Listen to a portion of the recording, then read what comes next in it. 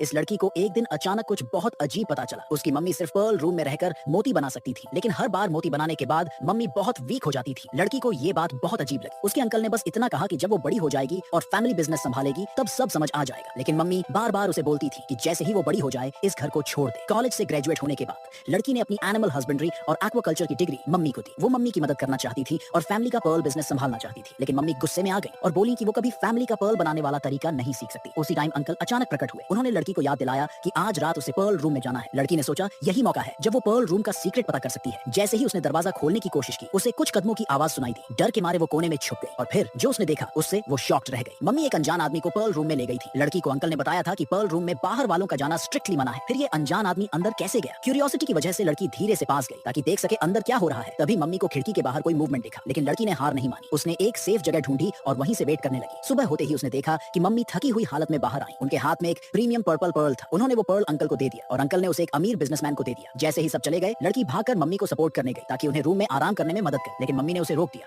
और अंदर नहीं आने दिया। लड़की को शक हुआ कि शायद रूम में और कोई है। मम्मी ने गुस्से में उसे धक्का दिया और दरवाजा जोर से बंद कर दिया। लड़की ने बहुत नॉक किया, लेकिन मम्मी ने दरवाजा नहीं खोला। तभी लड़की को याद आया कि जो अनजान आदमी रात को अंदर गया था वो कभी बाहर ही नहीं आया। जब वो इसी बात में उलझी हुई थी उसने अंकल को बड़बड़ाते हुए सुना। वो उस अनजान आदमी को थैंक यू बोल रहे थे जिसने इतना खूबसूरत मोती बनने में मदद की थी। लड़की अब भी समझ नहीं पा रही थी कि उस अनजान आदमी का इन गहरे मोतियों से क्या कनेक्शन है। जब अंकल पर्ल रूम में चले गए तो लड़की एक बार फिर चुपचाप खिड़की के पास गई, लेकिन इस बार उसने देखा कि मम्मी और अंकल के बीच काफी जोरदार बहस हो रही थी। अंकल कह रहे थे कि आज जो अमीर बिजनेसमैन आया था वो उनका एक बड़ा क्लाइंट है और वो डिमांड कर रहा है कि और मोती जल्दी से बनाए जाएं, लेकिन मम्मी ने साफ मना कर दिया। तब अंकल ने धमकी दी कि अगर मम्मी ने मोती नहीं बनाए तो उनकी बेटी को क्लैन वुमन बनकर उनकी जगह लेनी पड़ेगी। मम्मी नहीं चाहती थी कि उनकी बेटी भी उसी दर्द से गुजरे जो वो खुद झेल चुकी थी, इसलिए उन्होंने मजबूरी में अपने भाई की बात मान ली और मोती बनाना कंटिन्यू करने का फैसला किया। उन्हें ये नहीं पता था कि बाहर लड़की ये सब कुछ देख और सुन रही थी। उसी वक्त लड़की कंफ्यूज हो गई जब उसने देखा कि मम्मी अपना स्कर्ट उतार रही थी। तभी अंकल ने उसे देख लिया और फिर गुस्से में डांटते हुए बोले कि वो फैमिली बिजनेस का हिस्सा नहीं है तो उसे पर्ल रूम की चीजों में झांकना नहीं चाहिए। मम्मी के लिए लड़की ने कहा कि वो अब फैमिली बिजनेस संभालना चाहती है। ये सुनकर अंकल बहुत खुश हो गए। उनके मन में चल रहा था कि अब जब मम्मी और मोती नहीं बना सकती तो लड़की उन्हें परफेक्टली रिप्लेस कर सकती है। मम्मी ने अपनी बेटी को प्रोटेक्ट करने के लिए गुस्सा पीते हुए कहा कि अंकल ने उन्हें फोर्स नहीं किया, बस उनकी तबीयत ठीक नहीं रहती इसलिए परेशान मत हो, और फिर सख्ती से लड़की को दोबारा पर्ल रूम में न जाने की वार्निंग दी। लेकिन उस दिन के बाद लड़की ने देखा कि अंकल रोज किसी न किसी बाहर वाले को पर्ल रूम में ले जा रहे हैं और फिर अगले दिन मम्मी एक और टॉप क्वालिटी पर्ल बना देती थी। और सबसे अजीब बात, जो लोग पर्ल रूम में जाते वो कभी बाहर नहीं आते। और उधर मम्मी हर दिन और ज्यादा कमजोर होती जा रही थी। अंकल को मम्मी की हालत की कोई फिक्र नहीं थी। उन्हें बस ये फिक्र थी कि मोती टाइम पे क्लाइंट्स को डिलीवर हो। आखिरकार मम्मी बीमार पड़ गईं